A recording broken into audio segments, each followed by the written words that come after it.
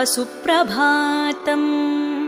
श्रीकण्ठवीर्यजनिताद्भुतदेवमौळे ओङ्काररूपमहितोन्नतरूपशीला